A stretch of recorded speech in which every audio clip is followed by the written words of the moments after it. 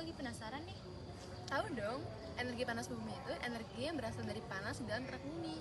Oh, maksudnya panas dari magma gitu? Iya, Terus gimana cara manfaatinnya? kebetulan kita ada di museum listrik. Kalau kamu tahu lebih lanjut, ikutin aku yuk. Yuk.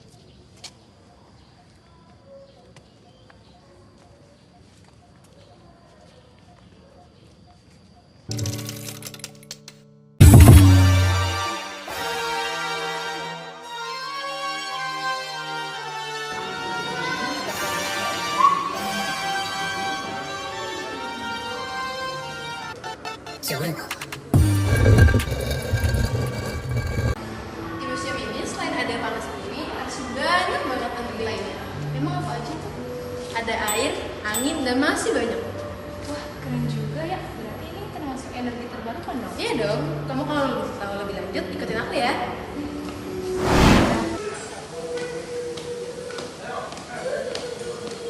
Nah, ini nih tempatnya. Nanti yuk.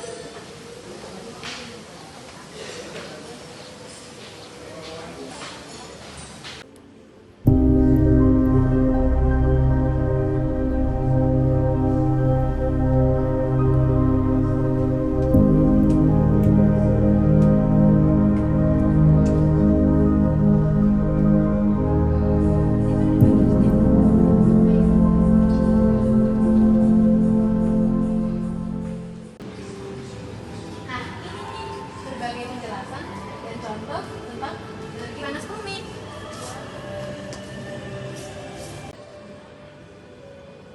Nah, di sini saya akan menjelaskan tentang apa sih itu energi panas bumi. Energi panas bumi atau geothermal adalah energi yang dihasilkan melalui panas yang tersimpan di dalam kerak bumi. Sumber energi ini berasal dari peluruhan radioaktif berbagai material.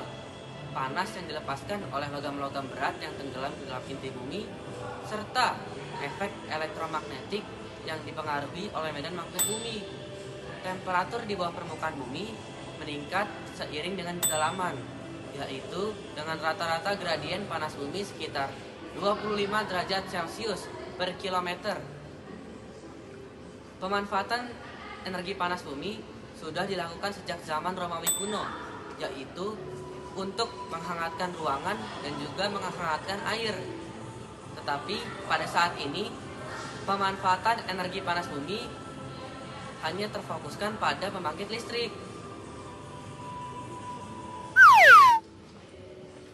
Nah, kalian sudah tahu kan kalau pemanfaatan energi panas bumi ini sudah dilakukan dari zaman Romawi kuno. Namun untuk sekarang lebih dimanfaatkan atau lebih fokus pada pembangkit tenaga listrik. Salah satunya pembangkit listrik tenaga panas bumi atau PLTP. Kalian tahu nggak sih apa fungsi dari PLTP ini? Fungsi dari PLTP ini adalah untuk mengubah energi panas bumi menjadi energi listrik dengan cara mengeksplorasi fluida panas bumi dengan cara pemboboran sumur pada kedalaman 1.500 hingga 2.500 meter. Fluida panas yang dihasilkan digunakan untuk memutar turbin yang ada pada generator untuk menghantarkan listrik. Terdapat beberapa jenis PLTP sesuai dengan kebutuhan dan fungsinya masing-masing. Di antaranya ada PLTP dry steam, PLTP single flash, PLTP double flash, dan yang terakhir ada PLTP binary cycle yang masing-masing memiliki fungsi dan efisiensinya sendiri. Proses ini menghasilkan gas emisi rumah kaca yang minimal sehingga membuatnya menjadi energi alternatif yang ramah lingkungan dan berkelanjutan. Indonesia memiliki potensi geotermal yang sangat besar, diperkirakan mencapai 28 gigawatt atau sekitar 40% dari potensi dunia mengingat letaknya yang berada di cincin api Pasifik. Dengan banyaknya gunung yang berapi yang aktif, namun pemanfaatannya masih menghadapi berbagai tantangan termasuk biaya eksposisi dan pengembangan yang tinggi serta kebutuhan teknologi dan infrastruktur yang memadai. Selain untuk pembangkit listrik, energi panas bumi dapat dimanfaatkan dalam berbagai sektor. Yang pertama, ada sektor pertanian. Energi panas bumi dapat dimanfaatkan dalam proses pengeringan hasil panen. Yang kedua, ada sektor pariwisata, di mana sumber mata air panas dapat dimanfaatkan sebagai objek wisata. Yang ketiga, dalam sektor industri seperti pengolahan gula aren di Sulawesi, di mana uap panas bumi dimanfaatkan dalam pengolahan nira menjadi gula. Teman-teman, ada nih kelebihan yang kita dapatkan jika kita memanfaatkan energi panas bumi. Yang pertama, dengan pemanfaatan energi panas bumi dapat membantu kita mengurangi ketergantungan akan bahan bakar fosil. Yang kedua, energi panas bumi itu adalah energi yang bersih dan energi terbarukan. Yang ketiga, dengan pemanfaatan energi panas bumi membantu kita mengurangi emisi karbon. Selain kelebihan, ada juga nih kekurangan yang kita dapatkan. Yang pertama, energi panas bumi memerlukan biaya yang tinggi dalam pemanfaatannya. Yang kedua, pemanfaatan energi panas bumi memiliki dampak terhadap sumber daya air dan juga tanah. Yang ketiga, pemanfaatan energi panas bumi hanya ekonomis di wilayah yang panas buminya aktif.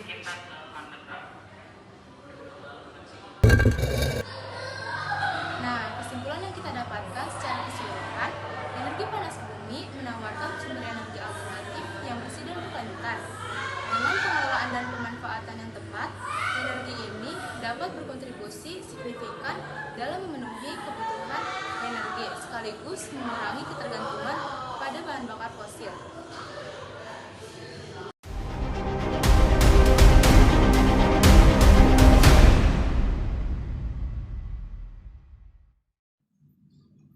Halo teman-teman, kami dari kelompok 2 akan menjelaskan tentang energi air. Energi air adalah energi yang dihasilkan dari pemanfaatan air yang mengalir, seperti aliran sungai atau air terjun.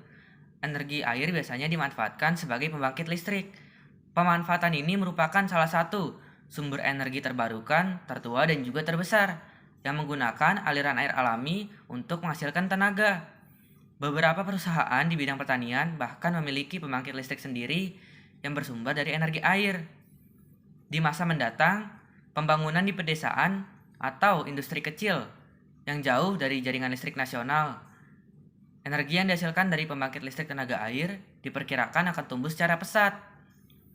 Prinsip pemanfaatan energi air menjadi energi listrik melibatkan konversi energi potensial dan energi kinetik air menjadi energi mekanik, yang kemudian diubah menjadi energi listrik. Proses ini umumnya memiliki beberapa langkah kunci penting. Yang pertama, pengumpulan dan penyimpanan air dalam waduk. Yang kedua, aliran air melalui turbin. Yang ketiga, konversi energi kinetik menjadi energi mekanik.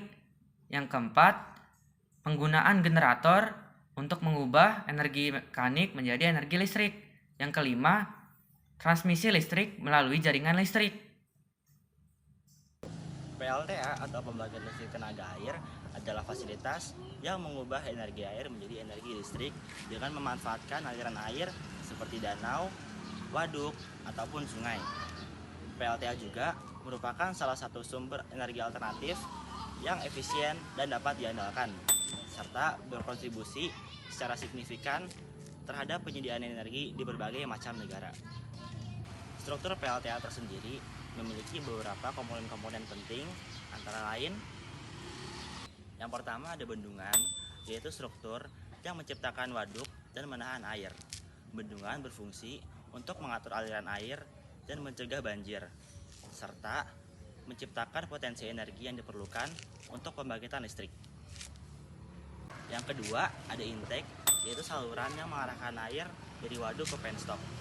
Intake dirancang untuk mengoptimalkan aliran air dan meminimalisir kehilangan energi saat air masuk ke dalam sistem. Yang ketiga ada penstock, yaitu pipa besar yang mengaliri air dari intake menuju turbin.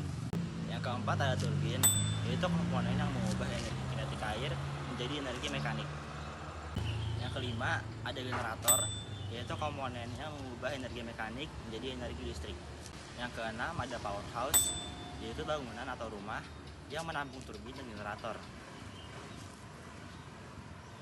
Yang terakhir ada outflow, yaitu saluran pengembalian air ke sungai ataupun hilir setelah melewati turbin. Nah, yang selanjutnya itu ada kelebihan pemanfaatan energi air.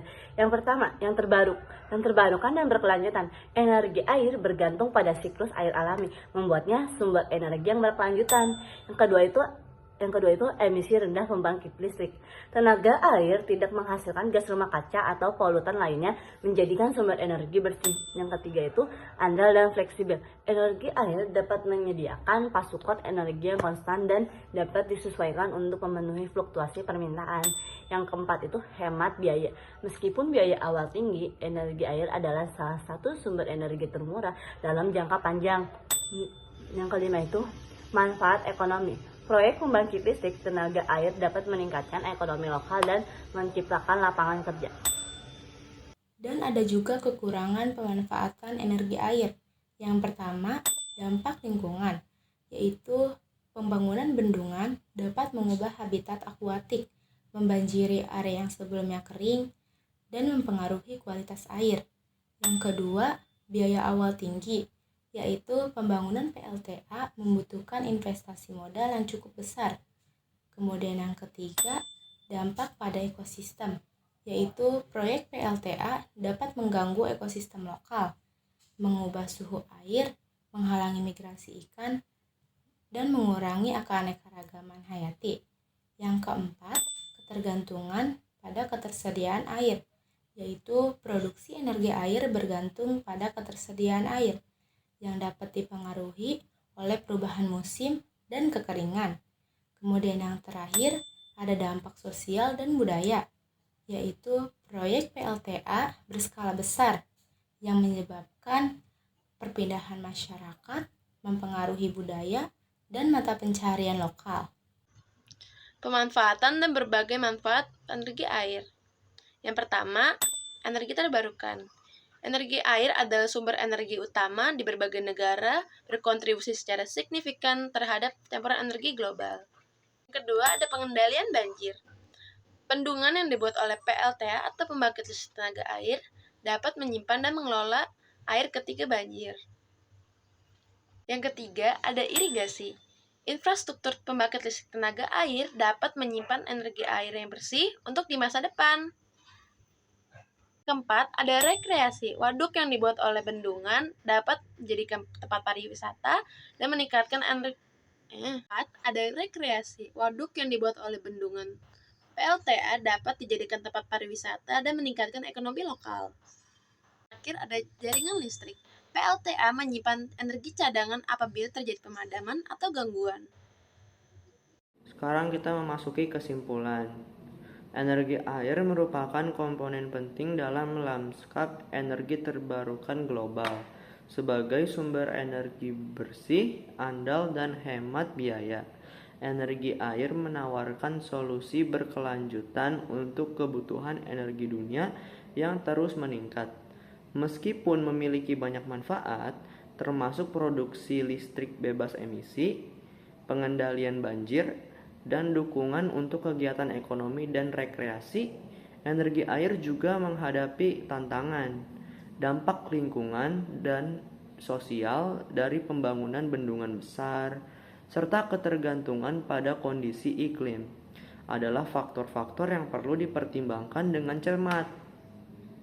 Keseimbangan antara manfaat dan tantangannya akan menjadi kunci dalam pengembangan proyek energi air di masa depan. Memastikan bahwa sumber daya alam yang berharga ini dapat dimanfaatkan secara efektif dan bertanggung jawab untuk generasi yang mendatang.